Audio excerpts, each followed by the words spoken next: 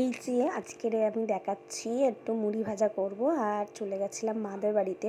হ্যাঁ, আর সবাইকে বলছি কড়ার একদম দিকে নজর দিবে না।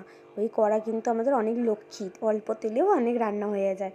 তো এইদিকে দেখো মা পুরো ছোলাটাকে সেদ্ধ করে নিয়েছিল আর আমি মাকে বললাম তুমি সরে যাও, আমি একটু ভেজে দিচ্ছি। তো আমি ভেজে দিচ্ছিলাম আর কি। তো সেই জন্য দেখো এই জিনিসটা আমার মা আমাদের ছোটোবেলা থেকেই করে এসছে। কেননা হচ্ছে আমার বাবা এটা ভীষণ ভালোবাসতো খেতে। একটু বিকেলবেলা হলেই এরকম করে একটু ভেজে দিলে কিন্তু মুড়িগুলো বেশ চরমর চরমর হয় আর বেশ ভালোও লাগে খেতে। তো আমি বিকেলবেলায় গেছিলাম মাদের বাড়িতে, তো চায়ের সাথে এটা বেশ ভালোই লাগছিলো।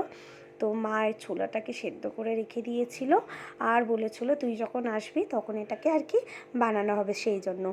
তো এইটা ভাজতে ভাজতে অনেক মনে পড়ছিল বাবার কথা, যে বাবা প্রত্যেক দিন এরকম করে ভাজাতো, বলতো ভাজ একটু ভালো লাগছে খেতে।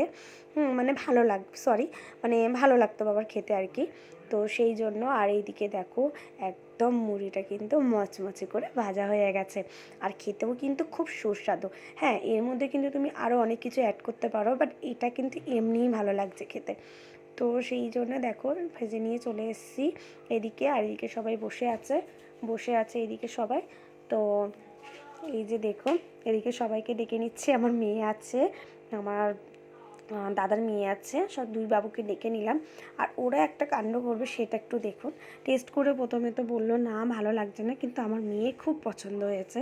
কিন্তু ওই যে পুচকিটা, ওর পছন্দ হয়নি। কিন্তু আমার মেয়েকে বলতে নেই, ওকে যা দেবো সেটাই খেয়ে নেয়। তো সেই জন্য ওর দিদির দেখা থেকে কিন্তু ও একটু খাবে এবার। এইবারে দেখুন ওরা বেছে বেছে কী করে খাচ্ছে, মটরগুলো বেছে বেছে খাচ্ছে। তো আমি ওকে জিজ্ঞেস করছি কেমন হয়েছে একটু বলো, তখন এমনি করে হাত দেখাচ্ছে, হ্যাঁ ভালো হয়েছে। তো এইভাবে কেটে যাচ্ছে আর কি।